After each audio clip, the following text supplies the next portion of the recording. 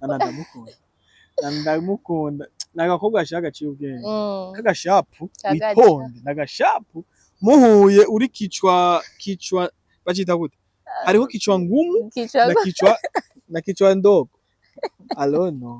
Urumva muhuye uri umuntu ufite umutwe muto.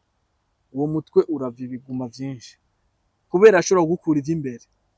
Nana big up sana. Nana nawe Uratinyitse muga.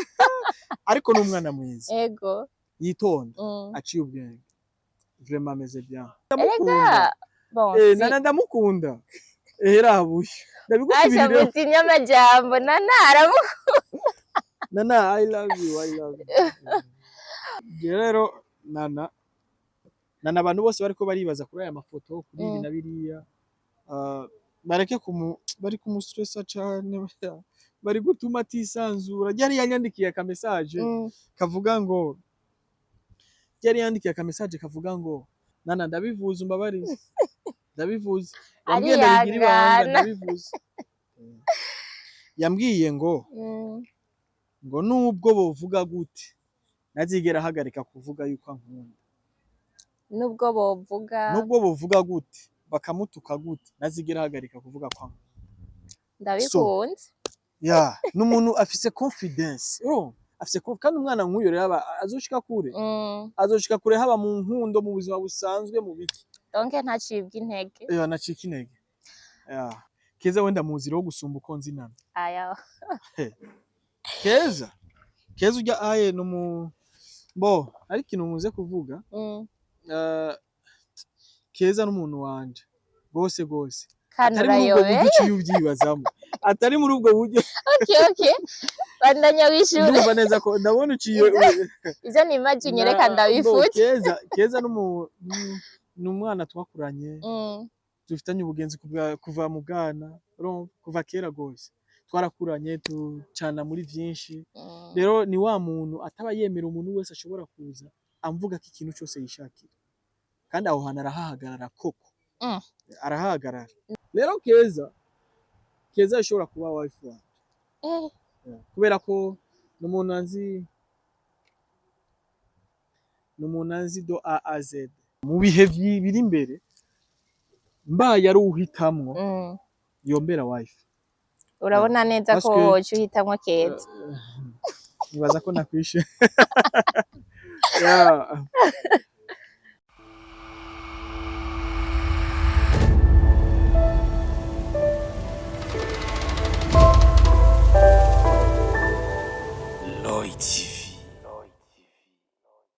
Abakunzi ba Roy TV mwaramutse namwiriwe bivanye naho muherereye.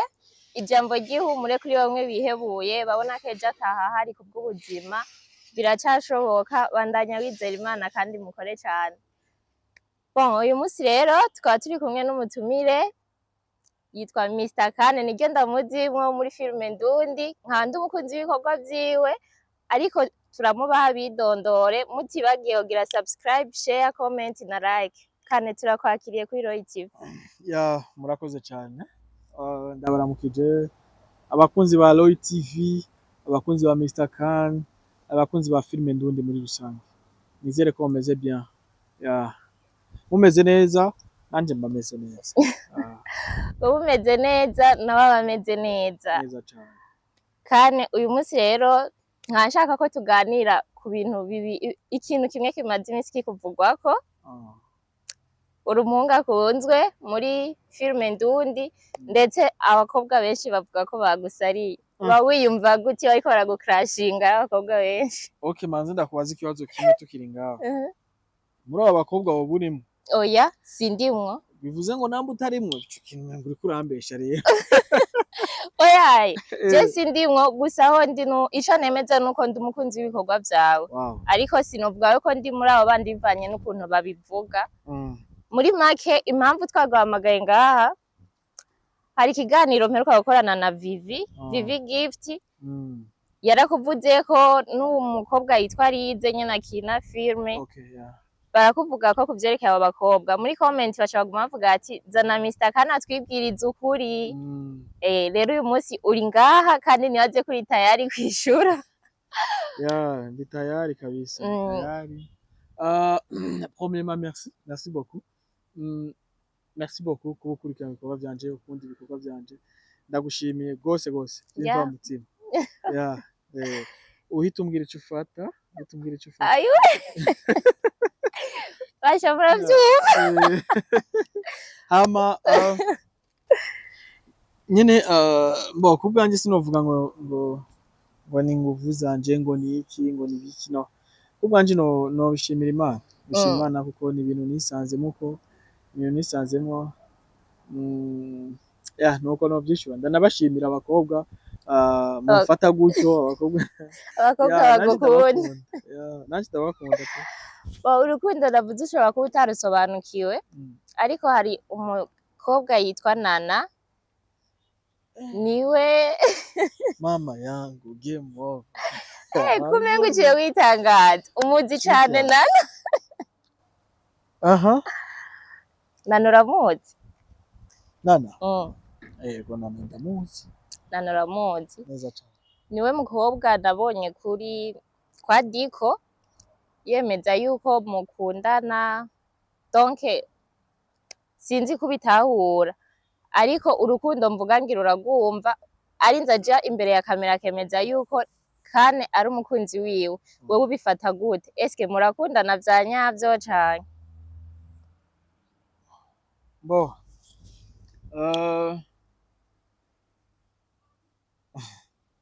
Nana n'umugenzi wanje ndavyishuye mu ijambo rimwe.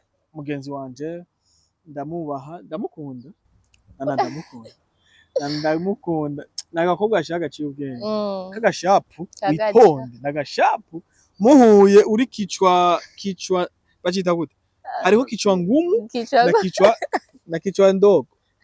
Alono urumva muhuye uri umuntu ufite umutwe muto, uwo mutwe urava ibiguma vyinshi kubera ashobora gukura ivy'imbere. Nana big up sana.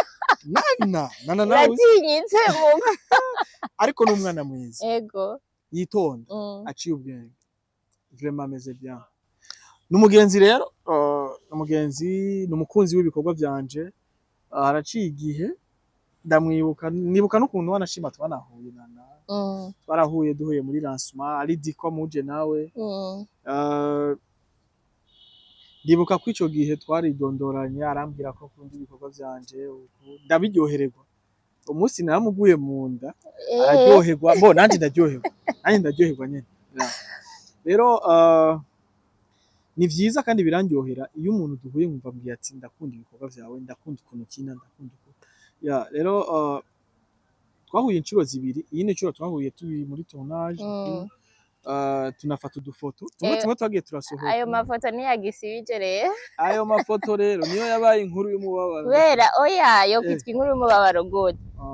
Bon abafana ntibumva ukuntu yuko umuntu yoza kuvuga ngo turakundanye na naka hagacaza n'amafoto ameze nka preva aza kuvyemeza. Donc muri make uvuze ngo Nana n'umugenzi wawe, umufana wawe akaba n'umugenzi wawe ariko wavuze ngo uramukunda. Ariko rega abantu murantangaza. Kugira urazi ko umuntu wese yemerewe kuvuga uko avyumva. Ego. Sivyo? Je urazi ko nanje rya foto nayipostinze. Narayipostinze. Ega dufitanye n'ifoto nyinshi wanashimye. Sijya yonyene. Ni nyinshi zitandukanye. Bo sinzi ico kintu nta byinshi nza kukivugako. Ariko Nana kuba yarabivuze kujya nivyo umutima wiwe wifuza. Nivyo umutima wiwe wifuza. Wowe uvyakira gute? Je ndavyakira neza. Uvyakira neza? Ndavyakira neza nabikubwiye ati umuntu ankunda nanje ndamukunda. Nana ndamukunda. Nana ndamukunda. Rabuye. Ndabigusubirira. Acha mutinya amajambo Nana aramukunda. Nana I love you. Bose uvuze neza Nana uramukunda ariko ukurikije abafana bawe sinzi ko navuga ngo abafana bawe canke abandi bantu bose mu ma comment uzabumva bariko barapondana navuga ati donc Nana si umukobwa mwiza wo gukunda uri nk'umukinyi wa filme warihenze guha urukundo Nana wewe ubibona gute? Eske uko bamuvuga nawe niko mubona cyane? uko bamuvuga ego bamuvuga nk'umukobwa ariko Nana n'umukobwa mwiza naje kubwanje ndazi ko ari mwiza kubwawe uremeza ko ari mwiza ego wowe wahagarara muri iki kibanza ukashobora kunyishurira abafana ukavuga ko Nana no jewe uyu munsi ni jewe ariko bakeneye kandi yuko ari wababwiza ukuri ya rero Nana muri place yiwanje Nana ni mwiza sivyo ariko nababwiye ngo Nana ni umugenzi ni umukolege n'umukunzi wanje n'umukunzi wawe n'umufana wanje inyishi kwiye ya rero Nana abantu bose bariko baribaza kuri aya mafoto kuri ibi na biriya bareke bari kumustressa cyane bari gutuma atisanzura yari yanyandikiye aka message kavuga ngo Nana ndabivuze umbabarize ndabivuze yambwiye ndabigira ibanga ndabivuze yambwiye ngo nubwo bovuga gute nazigera hagarika kuvuga yuko ankunda nubwo bovuga gute bakamutuka gute nazigera hagarika kuvuga ko ankunda ndabikunze ya n'umuntu afise confidence afise kandi umwana nk'uyo rero azoshika kure haba mu nkundo mu buzima busanzwe mu biki donc ntacibwa intege nacika intege Nana twumvise ko mukunda ariko hari n'undi mukobwa yitwa Keza yaje amera nk'umuha agasopo amera nk'umwiyama kuri kane stop y'ikini Keza uramuzi canke Keza ndamuzi Keza wenda muzi rero gusumba uko nzi Nana aya Keza urya aye bo ari ikintu muze kuvuga Keza n'umuntu wanje gose atari muri ubwo buryo uciye ubyibazamo atari muri ubwo buryo okay bandanya wishura ndumva neza ko ndabona uciye izo ni imagine reka ndabifute Keza n'umwana twakuranye dufitanye ubugenzi kuva mu bwana kuva kera gose twarakuranye tucana muri vyinshi rero ni wa muntu ataba yemera umuntu wese ashobora kuza amvuga ko ikintu cyose yishakira kandi aho hana arahahagarara koko arahahagarara namaze kuba ari umukobwa akakugwanirira ku byo bakuvuga ko wumva icyo wagisigaye ari gihe none kungwanira si ibintu bisanzwe we ntihajye niwungwanira ndashaka kugwanirira ku ruhande rumwe ku bintu kanaka ariko pana kuvuga ngo nukuza stopping abantu bose baza abantu bakwifuza nkaza mengo ndiko ndababwira ati reka kane suwanyu reka ibinini je ndafise sister utaraheza reka ndagwakara ndafise sister sister yiwanje umukobwa ninjiye mu nawe mu rukundo lazima ajije ambwira ati no kandi yanse arashimika witonye sasa rero Keza ari muri iyo kategori sivyo ari muri iyo kategori nakeneye kumbona mu bintu bibi niyo mpamvu yavuze donc Keza ndamwubaha ndamukunda aciye ubwenge nawe Keza yavuye kuko ubugenzi aza nka sister wawe ndamufata nk'uko ariko rero nubwo uvuze Keza umufata nka sister wawe ariko iganiro wigeze gukorana na Diko nabonye uvuga yuko Keza ari besto wiwawe mbega besto nukuvuga iki hagati y'umuhungu n'umukobwa hajemwe ubu besto ça veut dire quoi ça veut dire besto nye kandi baba peni nyishuri bo ahubwo mu kiganiro nakoze na Diko naramubwiye ngo Keza n'umuntu wanje sivyo twarigeze kuba twicaranye turaganira ku bintu bitatu nani besto girlfriend hamwe na wife sivyo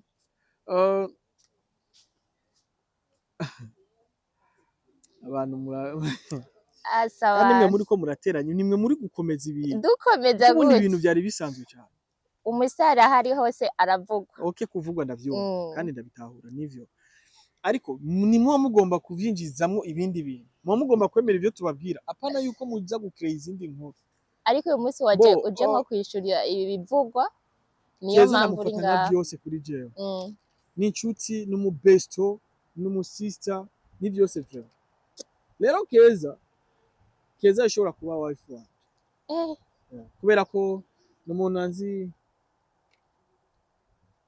n'umuntu azi do A a Z urumva sister agomba bumu oya we ivyo ndiko ndagusigura uravyumva neza sivyo ndamufata nka sister ariko ntabwo ari sister sivyo ni wa muntu akora buri kimwe cyose kugira ngo abone ko nishimye niyo mbonye mbabaye naryoherwa donc umunezero wawe ni wo wiwe yeah abafana barabiyamye rero mudutahure cyane uyu munsi ni besto ndagisubiyemo uyu munsi ni sister nizere kuri kurumva neza ko ijambo girlfriend nari kuri shimangira cyane ariko navuze ngo mu bihe biri imbere mbaye ari uhitamwo yombera wife urabona neza ko wocu uhitamwo Keza nibaza ko nakwishe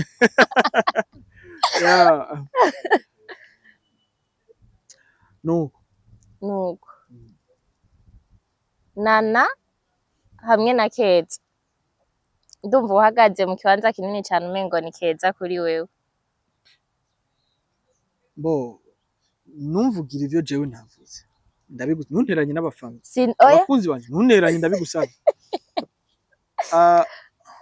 ndaza gusigura impamvu mvuze uko bon Keza wavuze ko ari umubest wawe akakwera na sister ariko nimba ntibagiye warigeze gutanga pourcentage umuha na pourcentage uhanana wavuze ati Keza ndashobora kumuha 70% Nana nawe nkamuha 60 niyo mpamvu ndakubwiye ati Keza hagarara mu kibanza kinini nya paraporo ya Nana neza cyane parce que Keza nuwo mu buto bwanje Keza akajambo kamwe kuri Keza we agira ririmbe mwebwe hari ibintu byinshi mutazi kuri Keza hari nayo impamvu ndi kuvuga ivyo kuri Keza kandi muzobibona imbere tubitegeretse muzobibona imbere muzobona ko Keza ameze neza zina ni ryo muntu Nana she's beautiful gafise gatima keza kayakana ariko bose bari gutya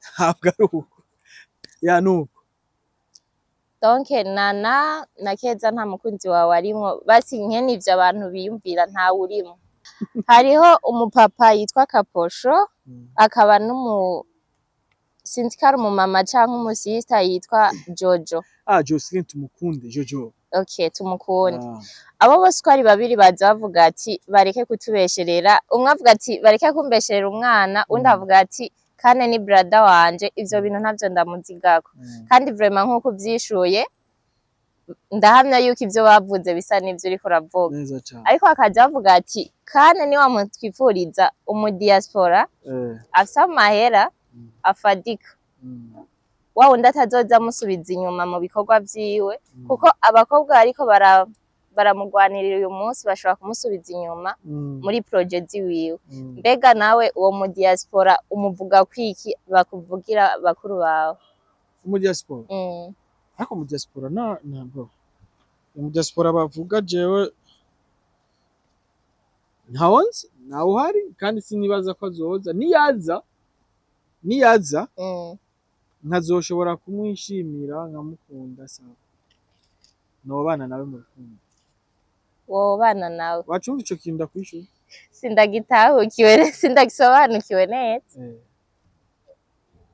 ariko bitavuze ko n'umutari mu diaspora umutima wanje uramutse umukunze kuntoreka kubana nawe mu rukundo wow donc uvuga ati jewe uwoza umutima wanje ukamwakira turashobora kubana neza cyane ivyo diaspora navyo ni Jojo yashobora kuba avuga ati kane tumwifuriza umwana afise amahera ico kintu Jojo yavuze ni cyiza kuko ni nago rugamba turimo turi mu rugamba rwo kurondera amafaranga kugira ngo tuzobeho neza tunabe n'umuryango wacu beho neza sivyo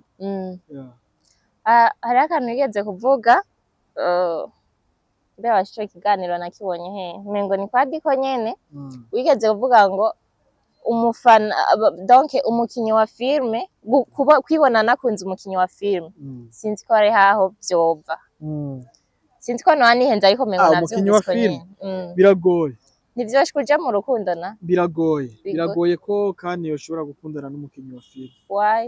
Biragoye gose parce que bo ntabwo n'ingingo nihaye mw'ijambo rimwe. Umukinyi wa filime si nk'abandi none.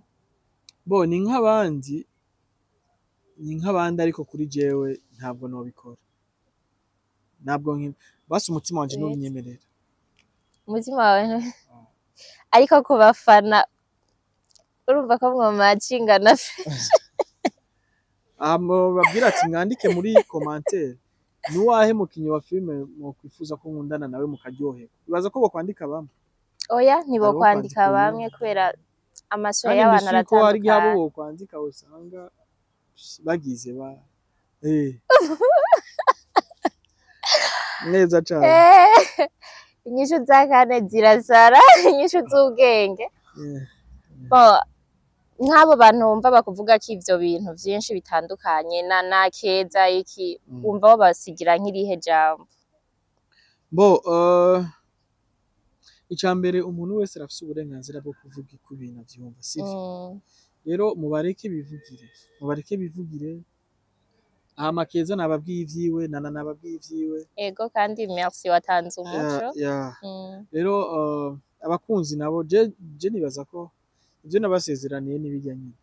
Igihe kizogera menera inda ku gikumi. Ndababwira ati my wife ngoyo. But now I can't. Ni kera ico gihe canke? Ntabwo ari kera. Ntabwo ari kera cyane. Urujijo rugiye kuhava.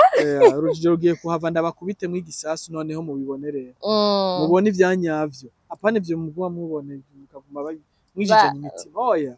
Ndabakubite mwati ngiyi save the date. Ntibizava biza nka ya filme muri ko murage. Oya apana. Oya. Je sinzoza muri ubwo buryo. Oya. Apare y'ibintu bikuvugwako canke iki. Ibikorwa bishasha wotangariza abafana bawe biri inyuma biriko biraza ni nk'ibi bitege ibihe bikorwa? Ni ibikorwa vyinshi, hariho vyinshi bikiri mu gikoni turiko turategura vyinshi vyiza biryoshe kandi muzobibona pe vyinshi cyane. Bakunzi ba Roy TV, ba Mr Kan, ba filme ndundi muri rusange ndabijeje ko muzobikunda. Ni filme ziryoshe ariko imwe izoziruta izindi zose izozifunika. Imwe irahari iyoye muzoyibona yitwa Imburanyituro. Iyoye muzoyibona ni filme nziza iryoshe ewana muzoyibona. So kandi reka tugushimire ku mwanya waduhaye. Donc waje gukura bamwe mu rujijo canka abishinga kujajinga Keza na Nana kuvyo bakuvugako. Wakoze cyane kutwitaba ngaha kuri Roy TV. Nije ndabashimiye mani bahezagire. Nimwebwe mutuma ego amen. Nimwebwe mutuma tuguma turi abo turibo abakunzi bacu namwe nimwe mu babosi bacu nimwe mutuma nubundi tuguma turi abo turibo hatabaye mwebwe natwebwe twotamba twirorera. So ndabakunda namwe mwakoze kudutumira twaba turayaga kumbure biraryoshe kandi mukomeze n'ikindi gihe mwazo kwifuza tuzoganira. Wow. Karibu kandi. Okay, merci beaucoup. So mwari kumwe na Ina kuri micro za Roy TV. Mwakoze kubana natwe. Ciao ciao. Thank you.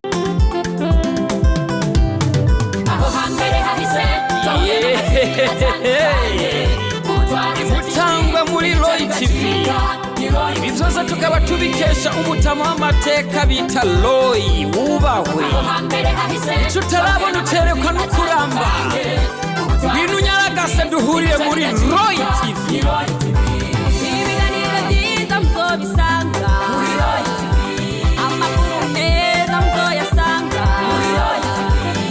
Ibintu byose bigenda bisa muri Roy TV. N'ahandi uzosanga ibihangange atari Roy TV.